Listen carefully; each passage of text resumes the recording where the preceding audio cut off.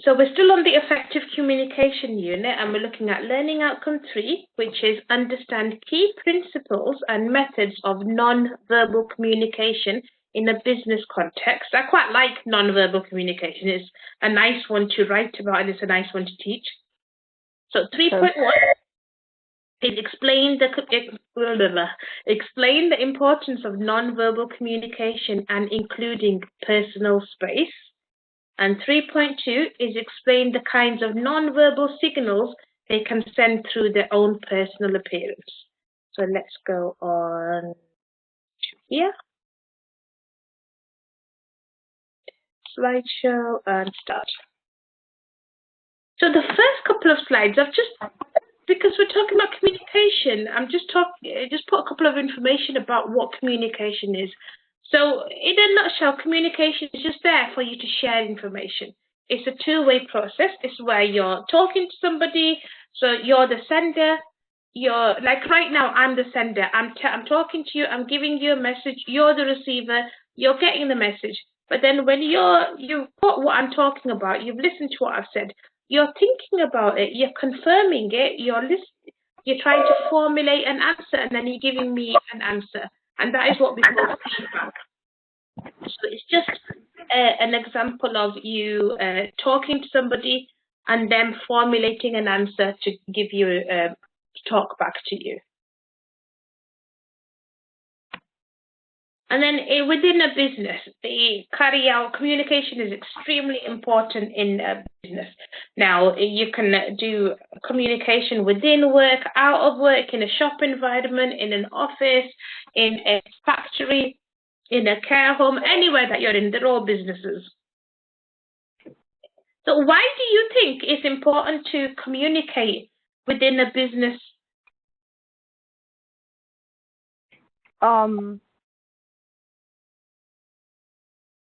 To get your point across, to make sure that everyone's on the same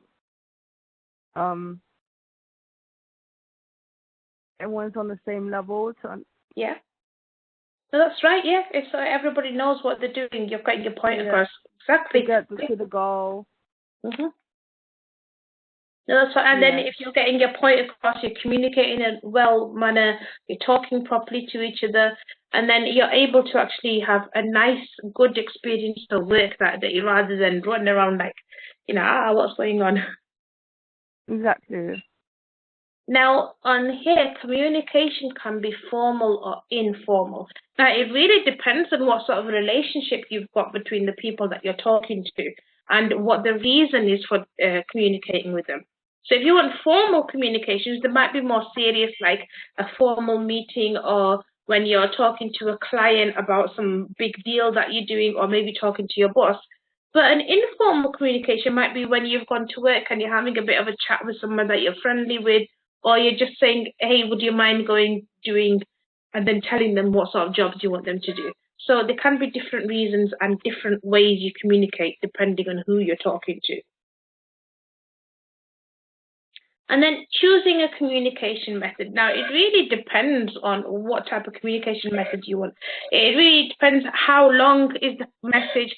Do you want to do it over the phone? Are you going to do it as an email? Are you going to do it as a letter? So really, you look at how long it is, how urgent it is. If you want a quick reply, you're not going to send a letter through the post and then wait 3-4 days for them to reply back to you. You'll probably end up picking up a phone, won't you?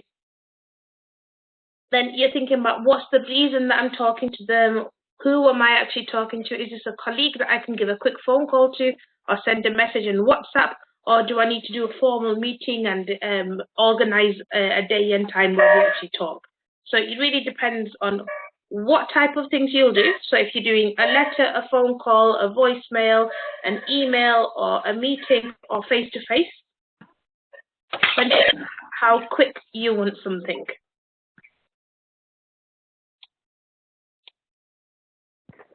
And I think, Zanik, have you joined us? Sorry? I'm so sorry I joined late. No problem. So I heard your beep, so yeah. I've had Victoria Zanik is with us again today. Oh, hi. Hi, Victoria, you okay? I'm fine, thank you. Cool. I hope you don't mind me joining. Of course not. Thank you. So we were just doing an overview on communication, and now we're going to be talking about non-verbal communication. So explain the importance of non-verbal communication, including personal space. So on a daily basis, we actually do a lot of non-verbal communication. And I am sitting at these lessons, and I must have told this to a million students, that even though you can't see me, I'm constantly moving my hands, or when you're saying something, I'll be nodding or making little noises and so on. But communication is extremely important. We spend about 75% of our waking hours communicating, and about 80% of our actual communication. So think, if whatever time we're spending talking to each other, 20% of that time, or when we're conversing with each other, 20% of that time is actually physically talking. 80% is happening by nodding or shrugging or crossing your arms, so it's non-verbal. Victoria, what sort of non-verbal things do you do yourself? I scream my face a lot. And my boyfriend and my mom. So we just decide You're like, no, I'm not happy with that, no. See, I move my hands a lot. Whenever I'm talking, I'm constantly moving my hands. And I can't get out of it. Zanik, what do you do that's non-verbal? Exactly what you're doing, Afsha. So I can see you doing it because I've been with you, when we work together. And so I move my hands. But I also sort of, twitch with my sort of hands, on my face and sort of near my chin, when I'm talking. So I'll sort of twitch my face. But it depends on how I feel on the day. So my gestures change as and when my mood changes and what I'm teaching or what I'm doing, what situation I'm in. Mm-hmm. See, I've always found it when I'm not talking to someone or when I'm not communicating with someone, I always find it odd. What do I do with my arms? Do I put them in my pockets? Do I cross them? Do I put them on my side? So that's one thing that I find difficult. And it's not because I'm uncomfortable. It's just I'm not sure what sort of cues are happening at that time. So there will be some things that you notice of someone that maybe they've got their hands in their pockets, and it's not because they're not bothered. It might be just because they don't really know what to do with their hands on their side. Yeah, I really struggle with facial expressions in general in my life. Yeah. I have ADHD and stuff, so when I speak to someone, in my mind sometimes I forget to listen to them because in my head I'm like, okay, what am I supposed to do now? Like I'm supposed to nod. Okay, I'm nodding now. And then I'm thinking down my head, but I'm not taking the information in. So sometimes it gets difficult. Yeah. And sometimes it's just sort of like a little bit relaxed, and someone comes up to you and asks, "Are you upset? Are you okay?" You're like, "No, this is just my resting face. I always look miserable when I'm resting."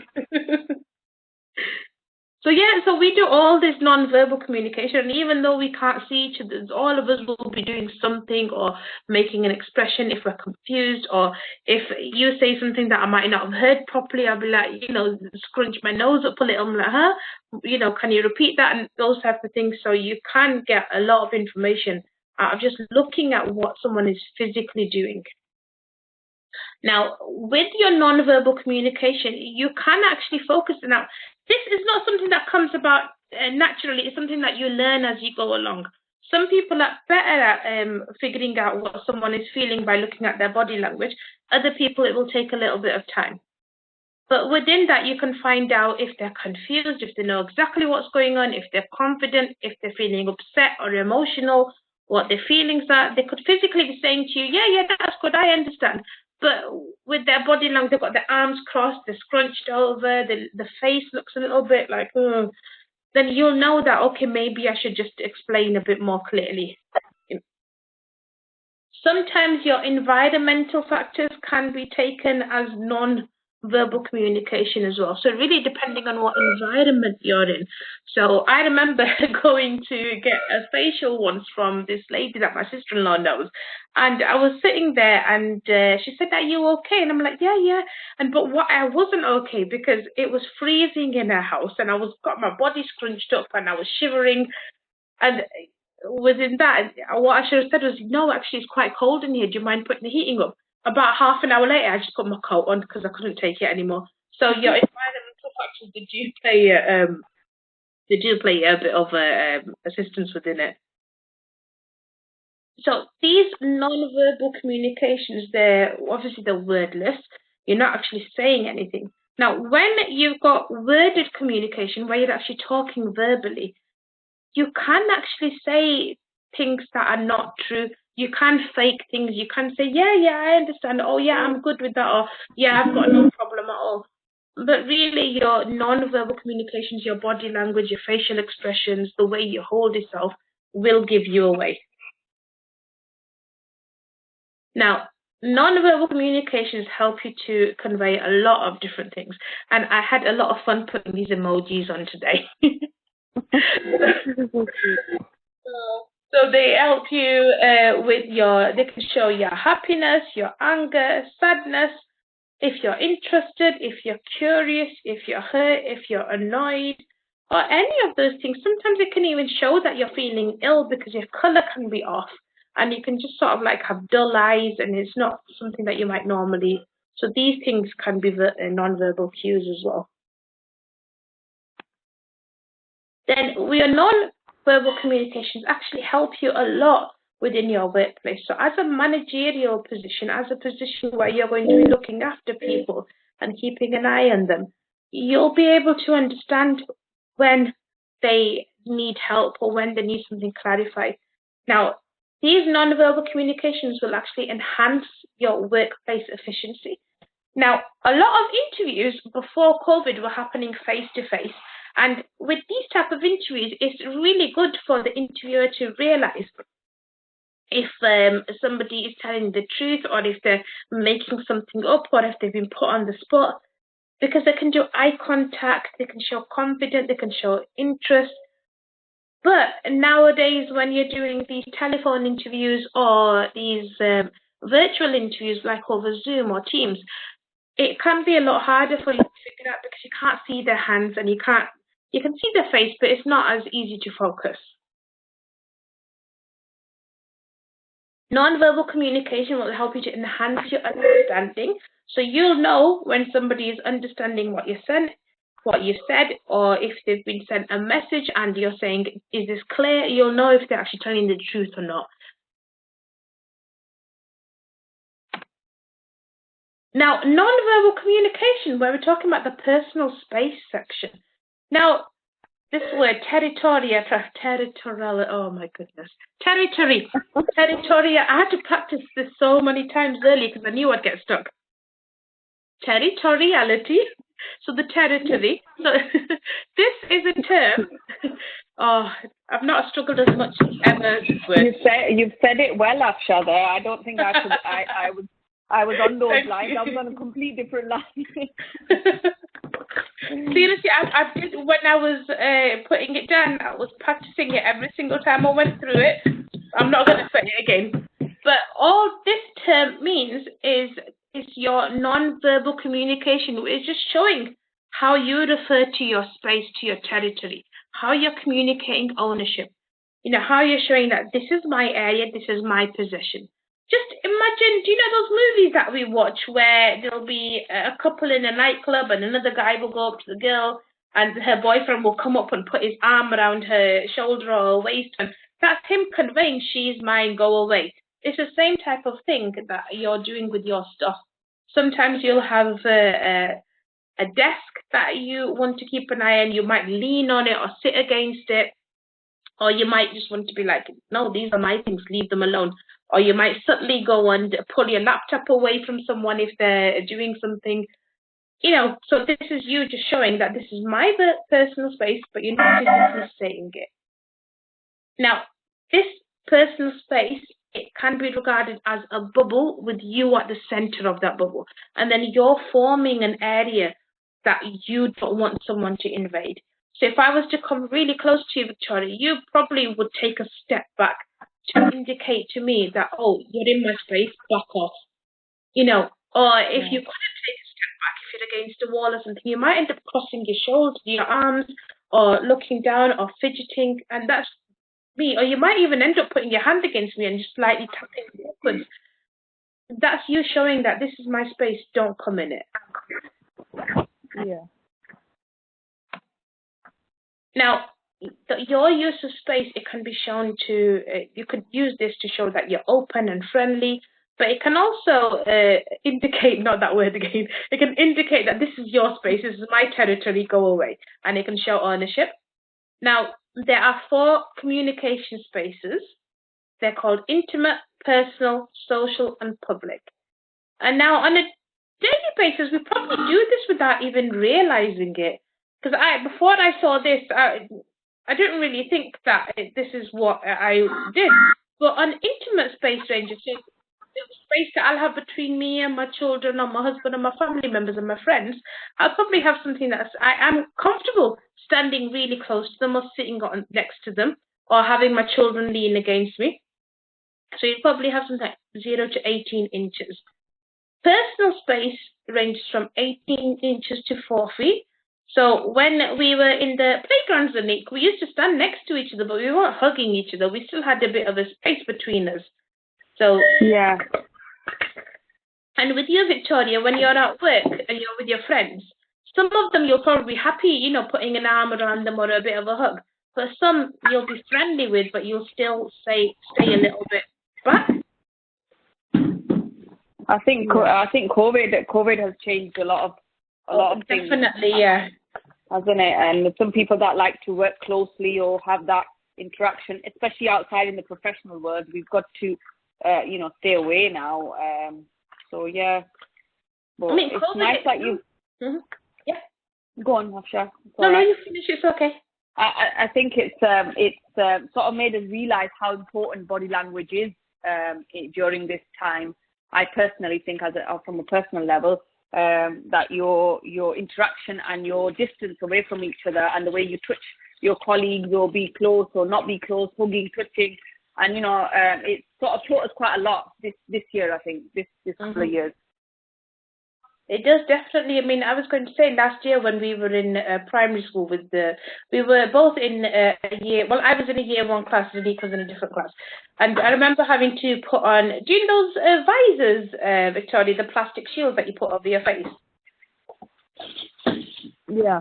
I remember having to put those on, and we were asked to put those on quite strictly, and I hated doing it. So I ended up buying one that you could put like a hat, so above your face. So whenever I went to the kids, because I'm quite a naturally bubbly person, especially with the little ones. When I get used to somebody, I'm okay being close to them. And then they'd want to sit on my lap, or they'd want to give me a hug or talk to me face to face, and I hated having that.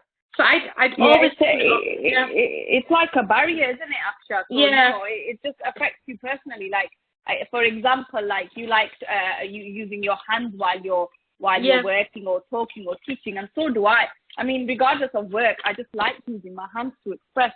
And I think that the visors have come in, and these masks and things, and there is a barrier between communication, and we need to look past that, and we need to work our way around these barriers during COVID to form that positive communication, regardless of how many barriers we have between us. So I think it's a learning curve. It's a CPD, should I call it? Yeah. And it's one of those that you will get used to, but you have to work hard at doing it, because you've got to find different strategies and things. So brilliant. So that was 3.1. So why nonverbal communication is important, and then why personal space is used as nonverbal communication as well. Now, do you have any questions, Victoria? Anything you want to go over? No, it's fine. I've got it. Thank you. So 3.2 is explain the kinds of nonverbal signals that can be sent through your own personal appearance. So when we're doing nonverbal communication, now when we think about personal appearance, sometimes the first thing that popped into my head was physical appearance. But it's not just physical appearance, it's how you convey yourself, how you stand and talk, and how you walk around. So even when you're physically talking, you're making expressions, you're doing a whole lot of different things. So nonverbal communication, obviously you communicate through speech, but then you're using lots of different forms of nonverbal communication. And this is things like body language. So you're looking at how you're using your body, how you're using your appearance, how you even smell as well. If you've got a nice gentle perfume on, or aftershave on for men, or if you're overbearing, or if you've got a bit of body odor because you cycle to work. All of these things do make a difference. So an example of this is a person's behavior, appearance, and attitude will send messages to the people that they interact with, and they'll show them exactly how they're thinking and how they're feeling. We do this on a natural way or on a daily basis anyway, but it really depends on the person that you're looking at or that's paying attention to you to decipher it. So somebody's body language might tell you that, oh, I'm uncomfortable, I'm confused, or they can even give you a good, clear message saying, yeah, I get it, I understand exactly what's going on. So we've got a couple of bits of non-verbal communication in this table. So you've got things like facial expressions, and it can have like smiling on frowning, or having an angry expression, or if the sun is shining, your eyes are screwed, showing that you're uncomfortable. Touch or contact, so you can physically touch someone or hold them, like holding someone's hand or placing your hand on someone's arm. Like your mum, you said, works within a healthcare home, doesn't she? Now, if she's got a patient there and they're really upset, maybe they've lost something or they've been given bad news, she might go and give them a little cuddle, or she might pat them on the arm or hold their hand just to give them some comfort. Then you've got gestures. Like my son is very good at giving me the thumbs up gestures in a very sarcastic way. Like, yeah, I'm listening. But you can do it in a good way and a negative way. Then you've got your proximity, about how close you are to someone. If you're friendly with someone, you might want to be close to them. But if it's somebody that you don't like that much and is just invading in your space, you're going to feel back off, go away. And then eye contact. Now, eye contact can show a lot of things. It can show you're being nervous, you're shy, you're mistrusting. It can show attraction, it can show interest, and it can also show aggression. So within eye contact is something that I can do eye contact, and I'm fine with it to a certain extent, but I find it uncomfortable going backwards and forwards. So my eye contact is always broken, and it's not just because I'm feeling shy or anything, it's just that I'm not comfortable with doing it. Yeah.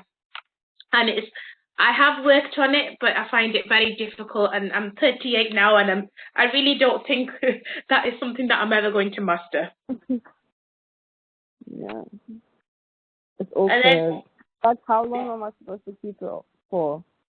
Because I always say that do it for a few seconds, and then when you start feeling like your eyes are going to water, because that's what I feel, and then you just sort of like look away, then just try and focus on their face, but then sometimes you end up looking at the lips or the nose or the ears, and that's awkward as well. Yeah. I don't know what to do. Exactly. I mean, I think the more friendly you get with someone, the less you have issues with it, because you don't even realize. But for new people, that's a problem. Yeah. And then, depending on what you're doing or what your stance is, how you're actually stood. So stance, it just means what you're physically doing, how you've got your body portrayed at that moment. That will show you that you're happy or comfortable or confused, or that you're really focused or unfocused. Sometimes you might be fidgeting, and that might show that you're nervous or confused or unfocused. I remember in my science lessons, my science teacher would always know when I didn't know what was going on. When I got my colouring pencils out and I started doodling on my book. He used to get me to sit at the front, and I like science, but there were certain things that would just go over my head. So I doodle, and he'd be like, you don't understand that. And he was quite good at understanding and picking up those cues, and he got it right from the start. So it can make a difference. Again, we've talked about eye contact, and then gestures. It will, again, show if you're feeling angry or aggression, or if you're happy. And now, your physical appearance. Now, again, this is non-verbal communication as well. So if you come, now, when you're going to work, when you're working in certain jobs, there'll be a code of conduct or dress code that you'll have. Now, I know working in schools and educational establishments, we've got them. Businesses have them as well. Some are more casual now. Some are very strict about what you're allowed to wear. Now, as long as you follow your code of conduct or your dress code as well, you should be okay. But even within that, you sometimes can take a different effect of what you do. Now, if you're going in wearing a nice skirt and a nice blazer with the shirt underneath it, that's perfectly fine. But what if you go in and you've not ironed it, or it's got big creases down it, or your tights have got a big ladder on them? It really makes a difference about how you're dressed, how you're conducting yourself. Your physical appearance is giving the first image to the person. So if you've got an important meeting, so an example of this is, and you show up in a stained shirt, it's untucked, you got trainers on, your hair's a mess, you might be really experienced, you might be one of the best employees that they've got, but what you're showing is, I woke up late, or I wasn't bothered, or I can't be bothered about being here. Now, I remember with my eldest child, I had to take him to the hospital a couple of months ago because his appendix was really swollen, and we found out when we got that I needed removing. Now, I saw a number of staff, saw a few doctors and surgeons. We had one surgeon that came up to us, and he had a very deep V neckline, and you could see all his body hair underneath. And I wasn't even focusing on him. All my eyes kept going was to that section there because it felt weird. And then the senior surgeon shows up a few minutes later, and he's got a shirt on that's too tight. Its buttons are pulling at the sides, and he's got food stains. And all I kept thinking was, you're going to do the operation on my son. I don't want you to touch him, because his appearance wasn't putting confidence in me. And I'm not the type of person that will judge a character, but when you're in a situation that is quite high stressful and it involves your child, you're like, no, I don't trust you. So your appearance can really take a big effect on what you do. Have you ever been in a situation, Victoria, where you've seen something like this? No, I don't. I had a situation where I was going to work interview and I got food before that, and then I dirtied my shirt. I lost my confidence. Yeah. Because of that. So it wasn't like I was from another person, but like from personal experience, I felt like, yeah, my confidence kind of went down because I wanted to present myself in a certain way and I couldn't. Exactly. It's happened to me, you know, Victoria, sometimes when, like I said, as soon as it starts raining or it's quite muggy out, my hair just goes into a big frizz bomb. So sometimes I used to show up for work with my hair sticking up everywhere, and I'd go into the bathroom to try and tame it, but if it's not going to happen, it's not going to happen. But it does affect your confidence. Yeah. So on the other hand, if you've got, especially just think if you've got an important meeting, an interview and so on, if you're very well groomed and you've got clean clothes and they're pressed very nicely and they're polished shoes, and believe me, people do notice shoes. It's something that I never really used to think about, but you do. That's the first thing someone will notice about you. You can be very well dressed, but if your shoes aren't polished or if they're a bit scuffed, it's always a good idea to just give them a good old clean once in a while.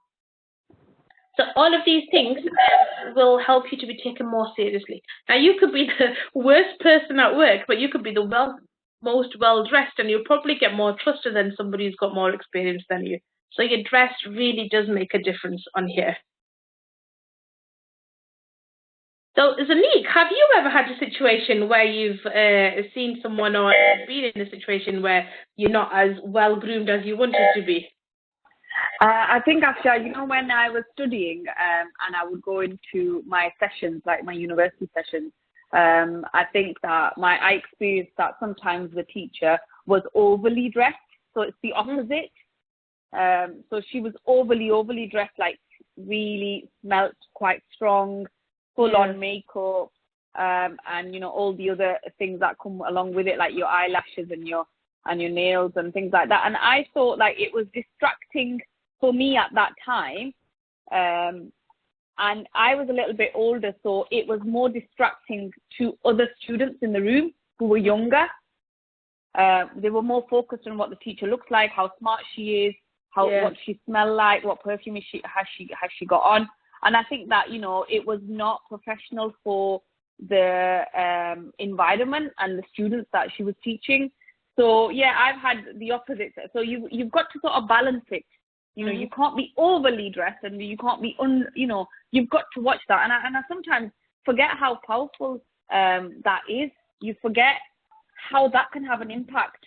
And then the other one, just quickly, is myself. Sometimes I'm overly dressed than my leadership or my management, and then that looks, and if you're in a meeting, it can draw the attention away from the leadership to a person who wasn't such an important part of that meeting. Do you know what I mean? It's a fine line though, because you want to go into work being presentable and looking nice, but then... So I don't want to say that was I overly dressed, or was the management and leadership underdressed or not looking as professional as they should have done, like the surgeon that you've just described. Yeah, exactly. Because when you've got certain job roles, especially Victoria, when you go into... because Zanik, Victoria really wants to work with the... That's a very big thunder over here.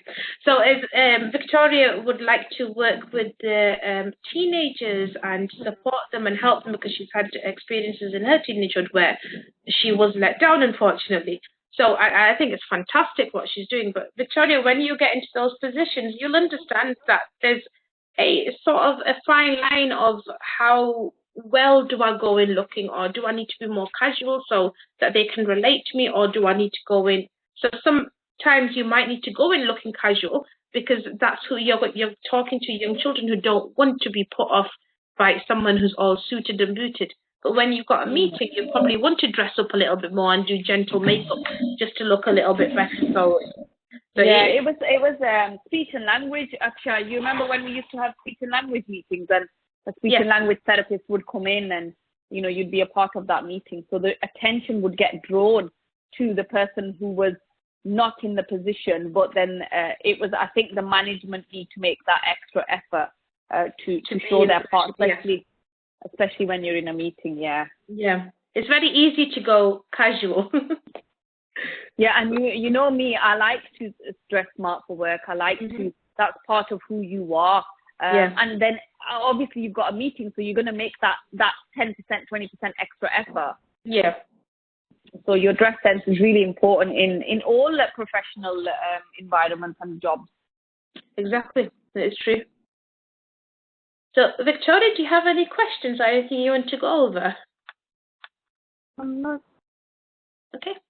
So on here, we've looked at the importance of non-verbal communication and personal space. And then we've looked at the different types of non-verbal signals that can be sent through your personal experience. So physically, how you're standing, how you're portraying yourself, and also your own physical appearance as well. So on here,